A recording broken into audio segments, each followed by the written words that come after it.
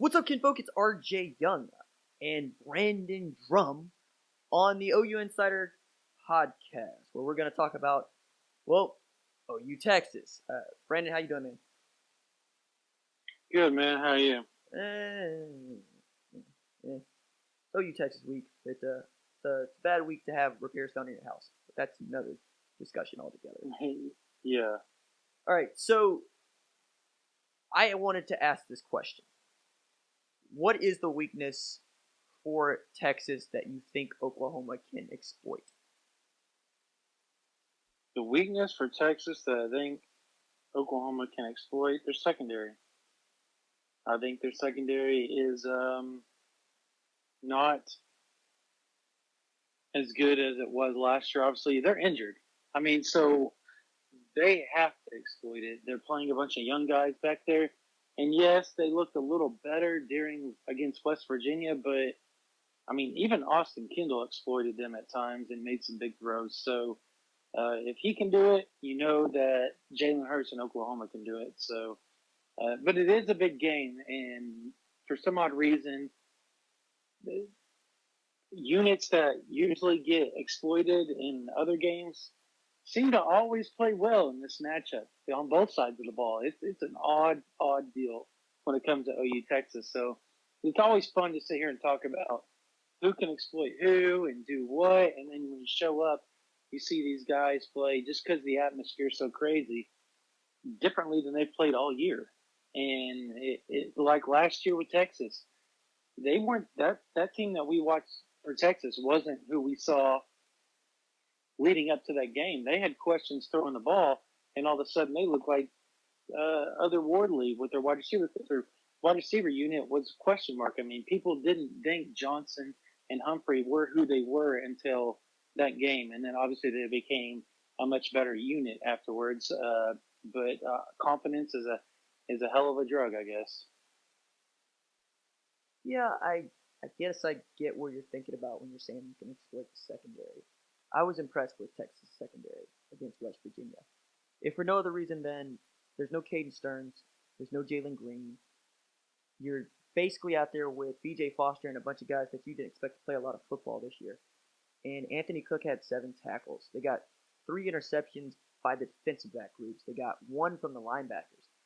I don't really think that that's the weakness that you might think it is. I think a lot of that has to do with not just how good Texas is, but we disagree on how good Jalen Hurts is going to be, and I think that is going to be really interesting in this game because he doesn't have a Heisman moment yet, and Right. you're not going to get a whole lot of opportunities with his schedule. So, while you can talk about the yardage that he's putting up and how his numbers are better than Kyler and Baker's through the first 5 games of their Heisman winning seasons, I think it's a problem, man. I think it's a problem. But I'm also not ready to ding Texas because they did something Oklahoma hadn't done. And for that matter, not a whole hell of a lot of other teams in college football have done, which is intercept a quarterback in a Power 5 conference 4 times in 1 game. Yeah. I mean, it's the same quarterback that almost lost to James Madison, though. So it's the same quarterback that Lincoln Riley swore up and down, competed neck and neck with the Heisman Trophy winner. But he also said the same. He also said the same thing about Mordecai, and we both know that's not true. I mean, you and I both sit here before the season started and said that we didn't believe it. I'm just giving you back the same gas about nearly losing to James Madison, for which he threw for 271 yards, by the way. Well, yeah, I hope so. It's a FCS school, but yeah, I mean. All right. First, James Madison is a ranked FCS school that has an opportunity to win a national championship this year. It ain't South Dakota. I get it, but I mean, they're still they're a Power 5 team in the Big 12. They should do better than that. We say that, but Kansas is right here. Kansas. Dude, I know, but Kansas is better than they have been in years past. I will give them that. I mean, I'll give Les Miles. I'll give Les Miles credit. Are you ready to bet me a pizza that West Virginia beats the bricks off of Kansas? No, because I think they will. So, well, then they're not that bad, right? I mean, you understand what I'm saying. I just can't. If if you schedule an FCS school, you should not struggle and or lose to them. I mean, when Michigan lost to Appalachian State, that was a big, big deal. It didn't matter that Appalachian State was one of the top FCS schools at the time. It still was a big deal because you should not lose to them and or play them close. You should win by more than a touchdown if you were a big-time FCS school. You're going to make me defend the integrity of FCS football because North Dakota State walks into the Big 12, they finish third. Period. Ooh, I don't know about that. Okay. I'll take kids that know how to win and how to finish over kids that don't. You're going to take them over guys that there's more NFL guys on a Baylor team than a Baylor. You think they would be Baylor? Yeah, I do. And I also think that's your hot take. I'll let you take it. No, South Dakota State got robbed of a win against Minnesota earlier this year. South Dakota State should have kept playing with Nebraska. I mean, the class of the FCS is no easy win, and it looks bad because of the championship. But to round this thing out back to the Big 12, the new offensive coordinator at Kansas was the head coach at Bethel. You know where Bethel is? Yeah, I know where Bethel's at. Okay. You know what kind of football they play at Bethel? Yeah, they're pretty good. Yeah, they were 10-0. They averaged more points than anybody else in college football, and that includes Oklahoma. They put up 55 a game. They were 10-0, number 3 in the country. And their their head coach, now the offensive coordinator at Kansas. Kansas is going to get everything that he has to throw at them when Texas and they play following this week. So I think the gap is closing, I guess is what I'm saying. And I think I asked the question about whether or not it's, you think it's a weakness.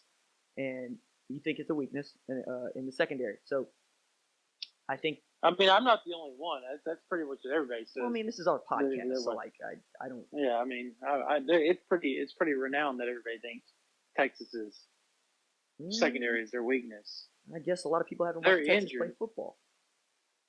A lot of people have because they gave 415 yards when they were healthy to La Tech, and then they gave up a ton to LSU. And then how much did you go and look at their average? Go look at their pass ranking. I mean, where they're ranked in passing defense is skewed. It's skewed. How is it skewed? LSU they've given up those 471 yards. So did La Tech. Yeah, well, I guess you're arguing to me that La Tech is a better football team or a worse football team. No, I'm arguing. I'm telling you that you shouldn't. Because it sounds like you're putting La Tech on par with LSU. They're giving up yards. No, I mean you're giving up yards all season. They've given up yards all season. That's why I think Oklahoma is going to be able to pass. I mean, if you give up a lot, plus their pass rush is not very good. That's their problem. If you give up 400 to the Bulldogs and you give up 400 to LSU, doesn't that mean that LSU should have thrown for 800 by your math that lesser teams should play lesser? No, it's just they gave up 415 yards to La Tech. I mean, and gave 471 up to LSU. So who's better? They're not transitive, man. They're not transitive. Well, of course they are, because we're talking about that's what we have to talk about, right? Is transitive. We're talking about how did they play against other teams, and we started out by saying things like, I went to bat for James Madison because they're a good football team, and you're like, yeah, but they're in the FCS, and then we did the transitive thing, so it's all transitive. But you should not. You are a Power 5 team. You should never struggle against an FCS team. Period. I mean, we should never show ourselves either. I don't think Minnesota's ranked because they're undefeated, but they haven't. I'm not a big fan of Minnesota.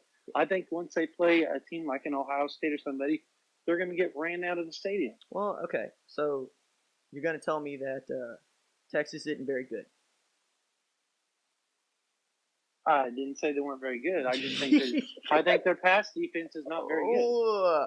All right. Their pass defense is not very good. All right. I mean, that is even Kansas, their own fans. If Kansas is good enough to pick off Jalen Hurts, you going to tell me that Texas ain't? They very well could. I mean, you can throw an interception in any game. I mean, he tried to throw two. Okay, well, you're harping on one bad game that Oklahoma played. Well, actually, let's go not even one bad game. Let's go one bad half. Yeah, and that's what scares me about this team, man. I don't. Well, I'll put you like this. This is what Charles Thompson told me. He said, "You know what Oklahoma did? We did the week before we played in 1986. The week before we played, he said we were ranked number 1, and we played Kansas, a bad Kansas team that hadn't won in forever. And he said we went up there. We were favored by 50 and won by 3 points. You know what we did the next week against the top 5 Texas team? We beat them by 40. It happens. It happens. I'm glad You're looking ahead. I'm glad that what happened 30 years ago is relevant today. But it is relevant because you can look ahead. And they were. Now, I don't care what they say. They were looking ahead. They ran such a bland offense last week. And that's what everybody was talking about. Then let's go ahead and get it out of the way. What's the score? The score? I'll pick Oklahoma 38, Texas 30. Okay, so you're giving an 8-point spread. You're saying Texas covers. OU's, yeah, I think Texas covers. They always cover. It's the Red River rivalry. I won't dispute that it's not going to be. It's going to be a nail biter. It always is. So the other issue that I have with Texas's its weakness being its secondary is that OU's offensive line is probably going to play without either Adrian Ely and Eric Swinton, and they ain't very good. The Texas defensive line hasn't been that great this year either. They're holding people to 3.4 yards per carry though, and that's kind of the point. But I'm talking about pass. Pass rush. Their pass rush hasn't been that great. Because they have a 3-man front, but their pass rush comes from the safeties. And what I'm saying is, you're not going to be able to throw the ball all over the yard if you're sitting 6 and 7 and you can't pick it up quick enough, or Jalen can't get rid of the ball. And that's what I want to see, right? Because I think that's what's going to happen. I think if you're right that Todd Orlando feels the way that you feel, he'll just tell his nickels, yo, guys, let's just go see if we can't make life difficult on these running backs that have got to pick up the splits. And let's see if Jalen Hurts can read it, see it, and throw it. I think that's probably what they're going to do. I mean, if I'm then that's what I do. Because, look, every year we do this about the OU offensive line, and yes, it has not been good every year so far. Did we do that last year? But they didn't mesh until Texas. They didn't turn into what they were until Texas last year. Well, I gotta jump in there and say that they played 5 games together, and that's when they had 5 games to figure each other out. This is going to be the first time OU has played with the same starting 5 all season. There is zero mesh. No, there's some struggle there, but I still feel like they're talented enough, be that as it may, to at least win this ball game. I mean, I feel like they are talented enough for Oklahoma to figure some things out, and I also know that Oklahoma hasn't shown a whole heck of a lot offensively. You know, they've been pretty bland, and we know that because they haven't had to do anything really extravagant with their schedule offensively. So we'll see what they pull out. I don't know that there's going to be wrinkles in that. We have to see. I don't know that they've been bland. I think they were so bland last. Well, I mean, even the routes let me get this out. In the charting of the games, Riley's running between 8 and 12 plays, but they're the 8 and 12 are not necessarily all the same the whole time, right? He's got a couple that he loves to run from different and you run them out of a million formations. But they ran 2 trick plays on 1 drive against Kansas. That's not bland. Yeah, well, he was trying. You know why he did that? He even admitted he was trying to get some energy put into his team. It's just me saying that it wasn't bland and that he didn't leave a lot in the playbook there because he brought out 2 trick plays.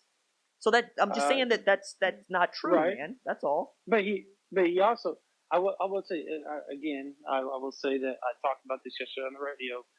They brought that out and to give Texas something else to look at, and they have to prepare for it. If they don't prepare for it, it's on them. I mean, that's more time you're spent doing stupid things. It's coordinators would tell me that they don't do that. They don't sit there and plan for a trick play. They plan for their guys to know their rules and to stick to their rules. So what you're saying you're playing for is your eye discipline or just playing your coverage, because that play they ran, right, the first one where they got the 1st and goal from the 17, Jalen Hurts was open, but he had safety over the top. He wasn't out there by himself, which means that the Kansas football player literally just played to his rules. And I think if Texas does that, there's nothing to plan for. You just say this is the coverage that you were supposed to be in. Be in the coverage. You have to show them the play though on the field during practice. You do. You have to show it to them. They have to see it. I think you have to show it and run film. through it. I don't think you have to show it in practice. Okay.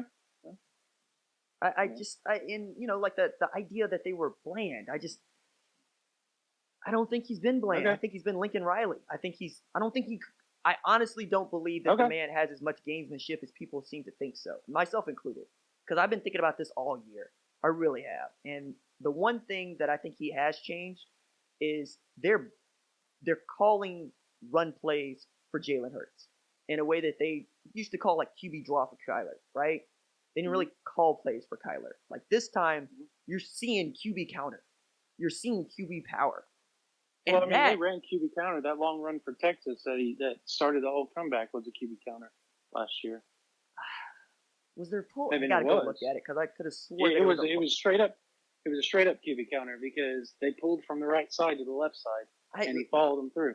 Did he try to run that off of an RPO? Did he try? No, okay. No. He literally pulled back like he was about to throw. So how many other times can we think of that Kyler Murray had a called run play?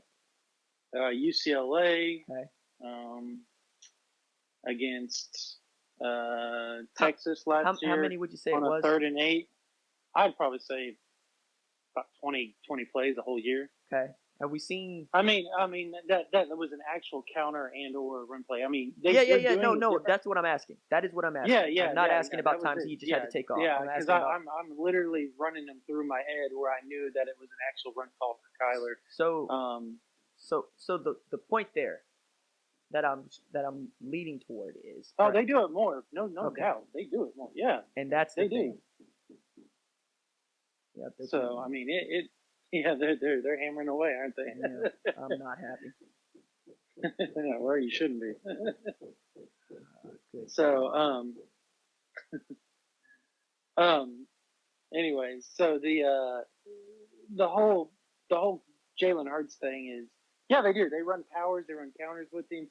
They do things, but I mean, you have to when you have a quarterback that can run like him at 230 pounds. If you don't, you're also risk getting him hurt. This is the reason why we used to make fun of Sam Ehlinger, is because Tom Herman used him like a battering ram. And he got concussed for his trouble, and we all know how you feel about playing Tanner Mordecai out there. Yeah, well, no. Also, let me also preface this by saying Oklahoma doesn't do it as much as they literally that was like their run like.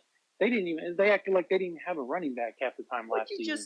You just made the point that you have to do that because you got you can do it. You can do it like 8-9 times a game, but you can't do it the way they were doing it. That's nearly the workload that Ramondre Stevenson gets. It's like that's a lot. Ramondre Stevenson hasn't been getting any workload up until this past game. What are you talking about? He's got 200-yard rushing games. Okay, fourth quarter, 200 he's got 200-yard rushing games. But he went in when they were completely up. Outside of this past week, Jalen wasn't in there, and that's what I'm saying is like, your point that you originally made. This past week, the point time he played. The point that you originally made, right, about Jalen Hurts and having to use him because he's so big and he's so physical. He doesn't have breakaway speed. We know this. We also know that he has a reputation for hurting people when he hits them. But you can't come back and tell me that they're not using him a lot when they run him 9 or 10 times a game. But how many times do they run Kennedy Brooks and Trey Sermon while he's in there? Well, the offense looks a lot like what Tom Herman wanted to do with Sam Ehlinger that he gets to do now, which is trust him to throw the ball, right? But also, when you need to use the 11th man to get the short yardage, what is Jalen? You have the Jalen Hurts, I'll do it myself offense. Because, the TD runs that he has at the goal line, they like giving the ball to running backs. But when they have to get 6, you wouldn't do that with Kyler or Baker. You didn't do that. No. They did it with Kyler when they were like 8 yards out or so. Yeah, they would run that draw or whatever, but they would. Yeah, you're right. They wouldn't do it just barrel through or anything like that. outside of Baker under center and just leaning forward, I mean, yeah, they didn't run powers with them like they do Hurts. And my point is that with Ehlinger, it was completely him running the ball all the time. Like he would get almost 20 carries. I mean, it was insane how many times he would run the ball sometimes. And you were thinking, how is he doing it? Well, it's because he's like throw the ball. Well, he's also like he's built like Tebow, where he can freaking just absorb the power. Actually, I get it. He's bigger than Tebow, and so is Jalen Hurts. Yeah, Jalen Hurts is bigger than what Tebow was. Yeah, man. Jalen Hurts is thicker. He's wider. He's stronger. Like, I know that everybody has this hard-on for Tim Tebow and what they remember in 2008, but put Jalen Hurts in that offense, you get the same results, probably get more touchdowns. Because Jalen Hurts is a much harder character than Tim Tebow. I get the dude wrote a book and he's on TV and y'all think he could play some ball. I'm not actually talking to you, Brandon. I'm just talking in general. I mean, I'm a big Tebow fan because well, then I am talking to you. I mean, he's a Bronco. He's a Bronco. So with a stupid arm throwing motion. Okay, look. He did, but he won a playoff game, baby. The point there is Jalen Hurts is the best version of Tim Tebow. Ehlinger was a better version of Tim Tebow. You can trust Jalen to throw the ball more now, but if you're looking at what Ehlinger was a year ago, 2 years ago, and you look at what Jalen was when he started as a freshman, they're the same player. They're the same dude. They both don't trust what they see. Good team. Huh? Yeah, one of them was just on a really good right, really and good team. That's the reason why I've been so critical of the dude is he's not had a team that wasn't super talented across the board, from the offensive line to the tailbacks to the wideouts. Everybody he's had an opportunity to play with has literally been better at their job than he is at his. He's just a great leader, and there's no substitute for that, and it's not shade because it wasn't that long ago that the quarterback was supposed to be the worst athlete on the offense. Like that was how you actually made it up. We're just not used to that being true now. So when we're talking about these quarterbacks, I think what we don't do enough of is talking about how much better Ehlinger has gotten as a passer and how good his assets are out there at wideout. I mean, if you get Devin Duvernay lined up on Delarian Turner-Yell, that's 6. If you get Malcolm Epps lined up on Trey Brown, as much as we love him, Malcolm Epps is winning because he's 6'6", 240 with a catch radius that is half the field. You remember Colin Johnson sunning Trey Brown last year? Because I do. Remember L.J. Humphrey running through the middle? Because I do. Yep, I do. But I also think the defense is tougher this year. But it doesn't mean anything. No, because they could go out there. They could go out there and also all it has meant this year is when they play well. When they play well, they're good. They also are going to give you a lot of penalties. And if you give Texas a short field, they're going to score. And you're giving up 90 yards a game. I mean, Oklahoma has 41 penalties for 452 yards in 5 games. I get that Lincoln doesn't want them to dial back their aggression, but you're probably going to give up points if you don't. Because you keep picking up these pass interference calls, these defensive holding calls, especially against these guys that are bigger than you. They're going to get into goal line situations, and they know what to do with that because this basketball on grass that they run is built for that. It's not built to go the length of the field. I got the willies looking at this game if I'm an OU fan, man. I do. Because I don't trust the safeties. I don't trust the defense without Kenneth Murray Jr. See, I think the safeties have played a lot better the past 2 or 3 games, honestly. I mean, Patrick Fields is man-to-man. He's been a lot better. I mean, he's made competitive plays against Dasher. He made a couple against their tight end. I mean, he's not like he's played probably. No, what I will say is what does make me queasy is Devin Duvernay in the slot. They've got to figure out something because if they don't, he could have a heyday against them. No, let me draw this one out, all right? Because I think I got this formation pretty well set. Give me Devin Duvernay in a slot to the strong side. That means Roschon Johnson lined up on the right or Keontae Ingram. Take your pick, although I think Roschon Johnson has become a better tailback. He's a better tailback, yeah. Give me Jake Smith in the slot on the weak side. So I got Burners in the middle, and one dude in particular that is the all-purpose player. He's Christian McCaffrey light in Jake Smith. and giving Malcolm Epps or Brennan Ingles or Colin Johnson on either side. And then let me spread those wideouts past the numbers so that you have to declare whether you're in man or zone. And then you got basically Buki lined up in the slot over Duvernay. And you got Pat Fields or Turner Yell, but the strong safety is Turner Yell, so probably him, lined up over the top of Jake Smith. You make Pat Fields go cover. Okay, cool. So you're gonna have Delaren Turner Yell playing your high safety. Yeah, that's the only way you can do it, and you know that, and I know that. Well, but that's kind of my point, though. Like, but if I send both of those outside wide receivers on loud comebacks or just streaks, and then I give Jake Smith the opportunity to run across the middle, or I just say to Duvernay, run Buki off, run him off. We'll flare Roschon Johnson out. He'll be wide open underneath, and he'll pick up an easy 12. Like where's Kenneth Murray? Is he not keying on? Well, and that's kind of the thing, right? That's kind of the thing. Roschon, because he can play out in space. He's shown he can. No. That's the thing, though, because as soon as you have Murray out of the box, I like Ehlinger up against. Yeah, up the middle. Yeah. I like him against Deshaun White. I do. Agree. You know, so like either I look at this and I draw it up and I say, oh crap. Oh crap! This is where this formation that they came up with last week with Uegu and Ryan Jones is going to help, because they can do some things with that as far as being physical. They did. Yeah. So like, it was a hybrid 3-4. I'm not saying let's not call it a formation that they came up with like it's the diamond or something. I know it's a 3-4. They came up, but they have two athletic guys that can cover in space. And no, granted, they're not going to be able to cover one-on-one with Devin Duvernay, but you can get in some zones with them and get physical. You can get physical with them with those two guys. You're telling me that Jake Smith... Ryan Jones is a former safety. You're telling me that Jake Smith doesn't get torched by David Uegu, or you're telling me that David Uegu shuts down Jake Smith? No, I'm not talking about moving up. I'm talking about just getting in some sort of zone. Yeah, and that's what I'm saying. So, like, what do we do against zone? I mean, you're coaching your kids at quarterback. What do you do against zone? Yeah. When you want to throw the ball, what do?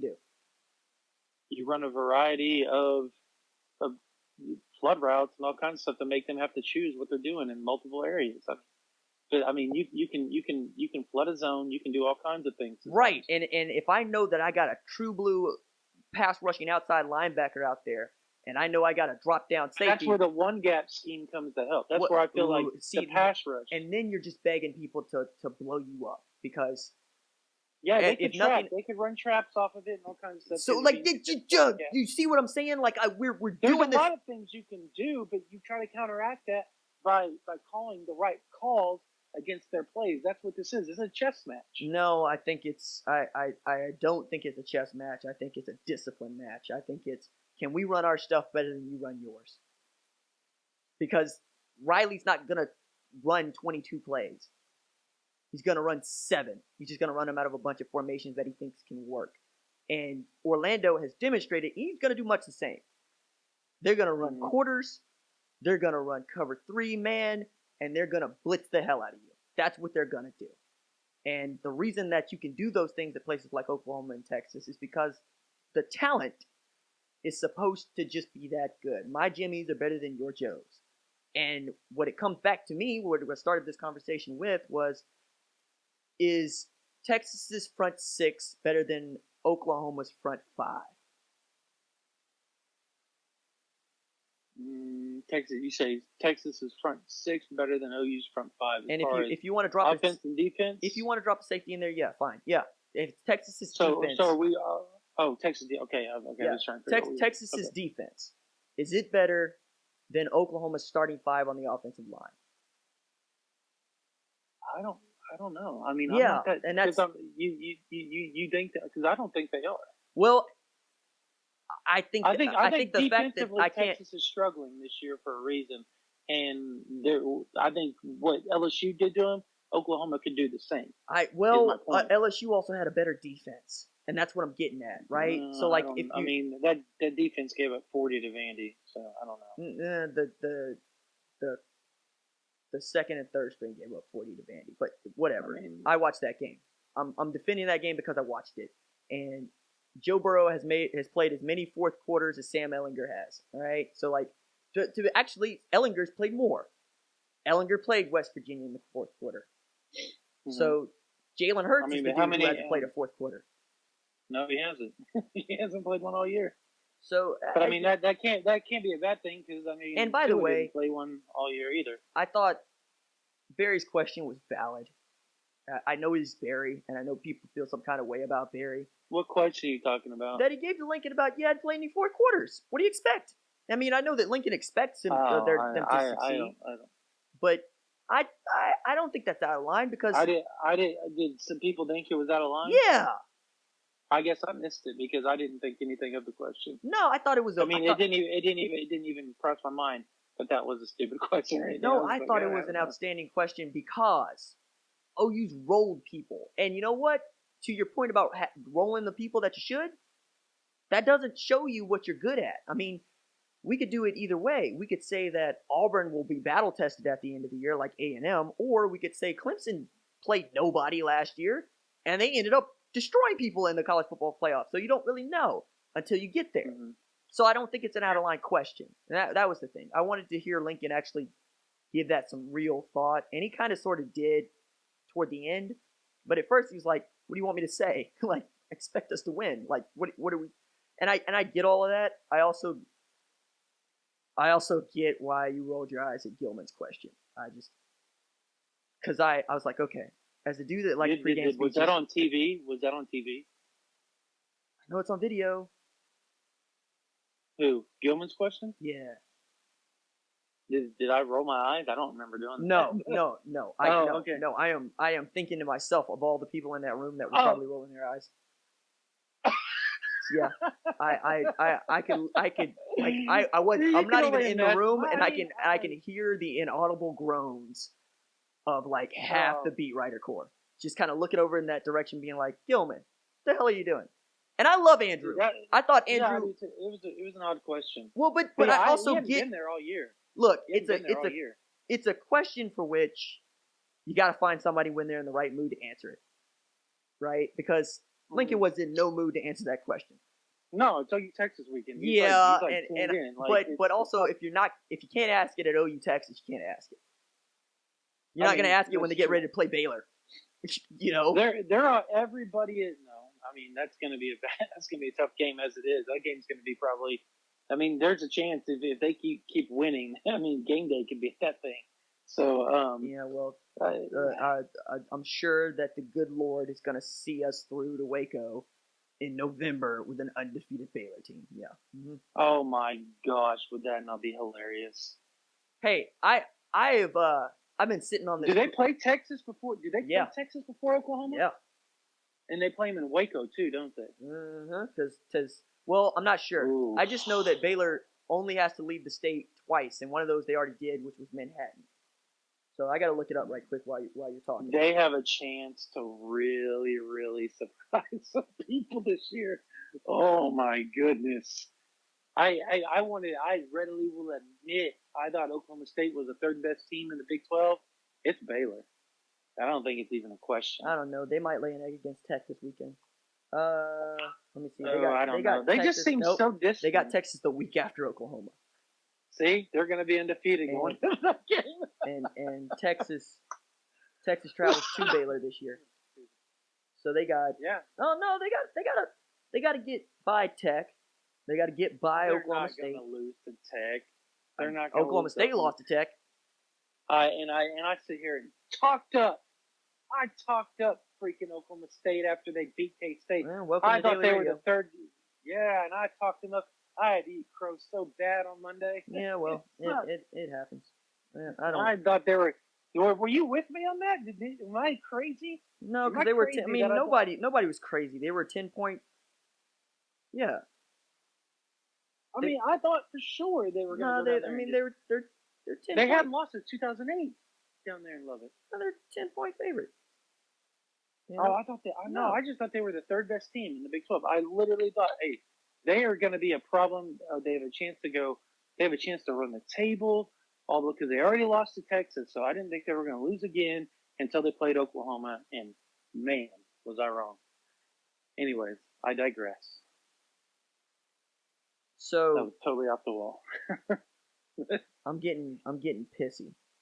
About what? Well, you remember I did the passing chart story at following the Tech game of Jalen Hurts.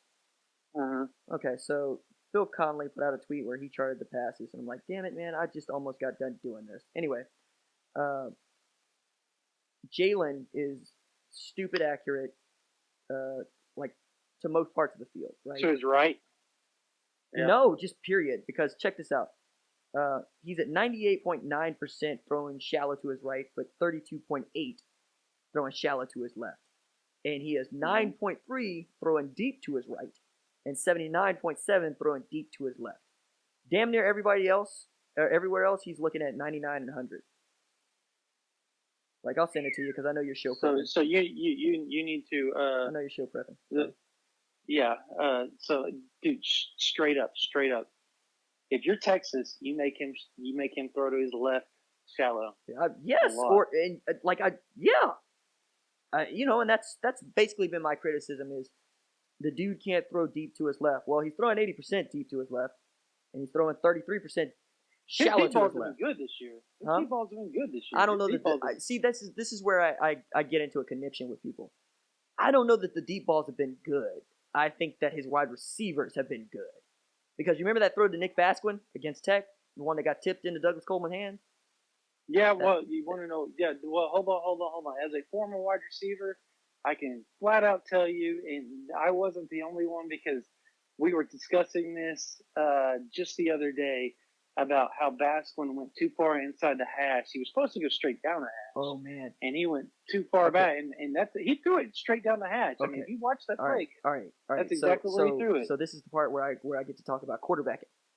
When after the snap, it's a live play now, which means it lives, it breathes, and you're coaching quarterbacks, so you understand. You bend routes, you see what you see, or you try to, and then it's the quarterback's job to put the ball out in front of the receiver. It is not the receiver's job to try to figure out where the ball's going to be, right? You're supposed to put it where the receiver's running because that ball's in your hands and you have control. So if you throw it behind him, that's a yes and no answer on that one. Well, are we talking about great quarterback play or are we talking about great wide receiver play? Because neither one of us is talking about Nick Basquin as a Heisman winner. We're talking about Jalen Hurts as a Heisman winner. That's a fair because Dede Westbrook was in that conversation as the Heisman winner, and that's because he could do the things that you're asking him to do. But that's Nick Basquin you're throwing that route to. That's true. So, and we talk about Jalen Hurts, and people keep telling me about how damn accurate he is. You get what I'm going at? He did adjust. Yeah, and that's what I'm saying. And that's to Charleston Rambo. And that's what I'm saying. So Rambo and CeeDee are better athletes than Nick Basquin. That's not a take. That's what it is. That's the truth. There's a reason why those dudes were offered full scholarships, and he had to earn it every step of the way. This is the difference between Drake Stoops and Trajan Bridges. We love Drake. Trajan's a better wide receiver. Like there's a reason. He doesn't even practice for 2 weeks. Goes over. Yeah, that's what I'm saying. Like stud when he goes back. And so that's what I'm saying about Jalen is, you can look at the chart and you can tell me that there are hundreds there, RJ, and I would say yes, but how are they being caught? Because that matters against better teams. It matters against Texas. I mean, they're being caught. The one play that sticks out to me more than anything is that back shoulder that he threw to CeeDee on the left side, which was a mid-range route on the left side where his back shoulder. It wasn't really even back shoulder, but he put it exactly against the Tech game. Remember the play where he threw it over there to the left for that touchdown right there in the corner. Yeah, and it was a beautiful throw. He threw it to a spot. God. Yeah, I remember that. That was beautiful. I also remember but you didn't see that out of him. Well, no, the throw that I wanted to see that I got to see was at UCLA. From the opposite hash on a deep out, throwing to his left, intermediate pass. I mean, that's where it's going to look like on the chart, but it was 30 yards on a rope. It got called back for I think holding. And Tyrese Robinson was holding on that play. He shows flashes that he can do things. It just you're right. It has to be more consistent as far as ball placement, and I won't dispute that. He has great receivers that have made him look freaking phenomenal. But that's the beauty of playing at Alabama and Oklahoma. You have that luxury to make yourself look good because that's why you win a bunch of ball games. It's because you have those guys to throw to. So I can't really take it away from him because he is putting the ball in their vicinity to go get it.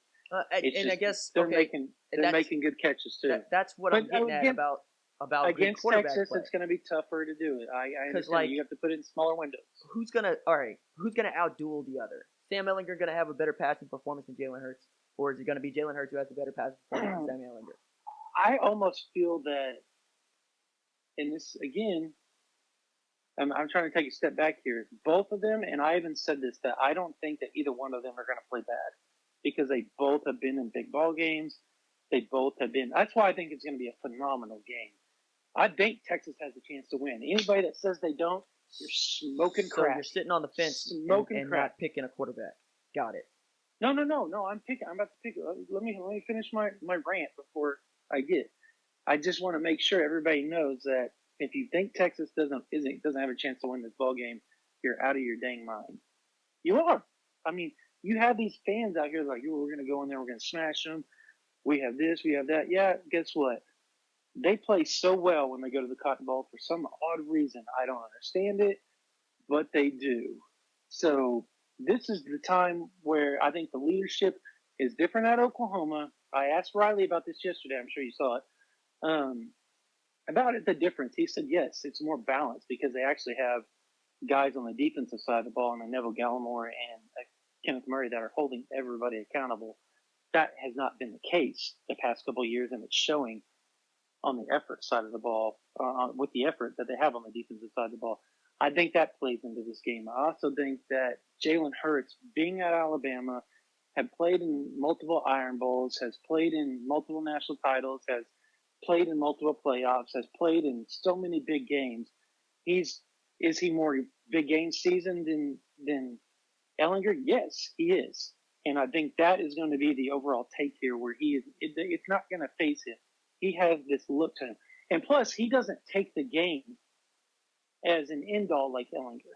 And that could be a good thing or a bad thing for Ehlinger in the end. I mean, so far it's been a good thing, right, for Ehlinger. But you got a guy. But Oklahoma's quarterbacks have also been they hate Texas. I mean, Murray hates Texas. Mayfield hates Texas.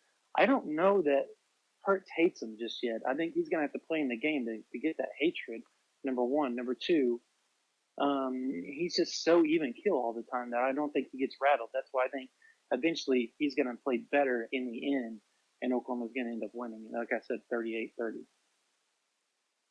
Did you pick Jalen Hurts? Is that what you did? Yeah, I did. I picked Jalen Hurts. All right, cool. And I gave my reasoning. You gave your reasoning behind what I thought were not necessarily mechanics. You gave it to he's played in big games as if the Sugar Bowl doesn't matter. Or the Big 12. Sugar Bowl does matter. Ehlinger lost the Big 12. He played in it. It's not everybody. You know what Jalen Hurts did? He lost his job in the biggest game of his life. He also drove Alabama down to go up. Which is the bigger game since we're doing the bigger game thing, man. Like that's what I wasn't wanting to do the bigger game thing. You did the bigger game thing. I was just saying that when you're talking about the big games, I mean, hell, man, only 2 quarterbacks get to play in the national championship every year, and I'll tell you what, I understand that. It's the biggest thing that they're ever going to do. And Hurts played out of his mind the one time that he played. Did he? Because I thought he got benched. He played the year before against Clemson. You not remember that? Yeah, Deshaun Watson. He went down, drove. So you're saying he played twice in it? You said the one time, so twice. Yeah, we played twice. Sorry, he played his freshman year. Who won that game? All the way down. Deshaun Watson. They gave Deshaun Watson too much time. The score went up with a minute. So is that left. So Deshaun Watson. So is that not unlike Ehlinger losing to Oklahoma in the Big 12 championship? I feel like you're making me ride for Sam Ehlinger here. No. I feel like you're making me defend how many points? The Texas quarterback how many points in the Big 12 title game? It was 38 to what? 27. 37 to what? 27. They lost by 10. They didn't lose. Yeah, Alabama lost by 4 on a last-second play to Renfro. To which Jalen Hurts wasn't on the field to do anything about. So No, but he put him up by 4. He put him up by 4 is my point. He put him up by, put him up by 3 or whatever it was. Man. 2 or whatever. I don't remember. I got to pull up his stats in that game because I don't think he drove him all the way down. You not remember the run that he made all the way into the end zone to put him up? I'm sorry. I am not an Alabama historian. But I can remember the game. I'm just saying he drove him down the field. He did what he had to do. That's my point. As a freshman, I'm sure they weren't fantastic. Well, then what are we? He was a freshman. Yeah, I don't know. Why? I don't know the stat. I feel like we're getting these roles where because we're not. We're trying to compare him to what he is now. You're doing I'm making you do the Jalen Hurts apologist thing, and you're making me defend Sam I'm Ehlinger. not doing. I'm going to look it up myself. I'm saying for Bama, 2017, right? I mean, you remember? Yeah, 35-31. Now I got to find the stats for it. Deshaun Watson was freaking unbelievable. Hurts was 131 yards passing. Yeah, 63 yards. Bo Scarborough had a game of his. But you just told me that Jalen Hurts did it. Jalen Hurts is the one that drove him down the field at the end of the ball game. But Bo Scarborough kept him in the game. No, because Jalen Hurts had 65 yards rushing and a touchdown. How many carries? 10. Okay. Okay. I mean, so they're running the same offense at Oklahoma. O.J. Howard had 106 yards receiving. Yeah, I remember that. I remember that vividly. Yeah, O.J. Howard he finally got an opportunity to catch some passes. Yeah, I do remember that. Yeah, I looked it up. Dude, I would say Deshaun Watson went off. He had 420 yards. You've been telling me about that, but we're talking about what Jalen Hurts did. No, I mean he had 200 and something. So, I mean he was a freshman in a national title game. He did okay. I mean, so was Trevor Lawrence, and he did work. He's not doing very well right now. Destroy. Yeah, he is. But his team's undefeated. What do you want from him? They're undefeated. Oh, he's playing. And you know what? He's got a ring. Front runner to being. He's got a ring. He's got a ring as a sophomore. He is a true sophomore with a ring. Well, technically, so was Jalen Hurts. He took him to a national title game. Technically, so was Jalen Hurts as a freshman? Yeah, his sophomore year. Yeah, he won the national title his sophomore year when they. I said that Trevor Lawrence has a ring, like he owns it currently. So did Jalen as a Hurts freshman, like to finish his freshman year, he had an national. You said as a sophomore. You said it's sophomore. He has a sophomore. Yes, walking into his sophomore season. Okay, I got what you. Yeah, I got. No, I'm totally screwed up on that. Okay. I went like so. You said sophomore, and I was like, so did Jalen Hurts. Technically, so did Jalen Hurts. Oh, there. He won it his sophomore year. There. Oh my God. All right. And he took him all the way there. Man, you got to get in the car and go do your radio show, dog. Yeah, what time is it? It's 12:55. Yeah, I got to be there in like 30 minutes. So. All right. That is Brandon Drumm, lead writer, reporter at OUinsider.com. I'm RJ Young. I do a little bit of... Hey, we got to pick. You got to pick. You have to give your pick, man. I gave my pick on CBS Sports. You didn't watch it? I haven't seen anything yet because my phone's been updating all day. Ooh. I got that stupid new I was on national television last week. What do you mean? I watched it. Did you give a pick for OU Texas? Yeah, he asked me to. Adam Shine asked me to. I don't remember you even do. What did you say? I don't remember. I watched the whole thing. Maybe they cut it out. I picked Oklahoma, right? And I picked it much closer than everybody else. I think I said 31-27. Well, you're not that far off from me. You're 4 points off the difference from me. I mean, literally, we both think it's going to be a close ball game. Anybody that thinks it's not, that's what I'm saying. I just think it ain't going to be. I don't think it's going to be as classic as people say in the manner that they think that it's going to be dueling. I think it's going to be squirrely. I think it's going to be a bunch of just balls that bounce into people's hands. I think that Dicker the kicker is going to figure in again. I think that Reeves Munchow is going to figure in at punting. He's a stud, is he not? Oh my God! I'm not ready to talk about a punter as a stud yet. Not yet. But I mean, he's been great so far. I can't dispute him putting the ball in the You know what? Spencer Jones has been great so far. You know, Spencer Jones has been outstanding. Stud. Okay, that's fair. I can't. I mean, I'm not going to argue with you. Technique has been flawless. That's how I feel about Reese Munchausen being named a stud. I like him as a punter. I just think he's a really good punter. I like Spencer Jones. I think he's got a very important job. I think somebody's got to do it, and I think anything worth doing is worth doing right. He's a heck of a snapper. Excuse me. All right. Excuse me. Say what? What does he do? Spencer Jones? Yeah. What's he do? Oh, dude. Is he the holder? Dude, I'm going blank. Like, oh my God. What are you talking about? Yes. He holds the ball. Casey Keller snaps the ball. Oh, God. Dude, yes. He's a holder. Oh That's my what I mean. God. Did I say snapper? Oh my God. See what I'm talking about? This is how much we actually care about. That's what. See, I was making the joke. And thank you for just sliding right in there, B. No, sorry. Anyways. All right. I'm out there. All right. Anyways.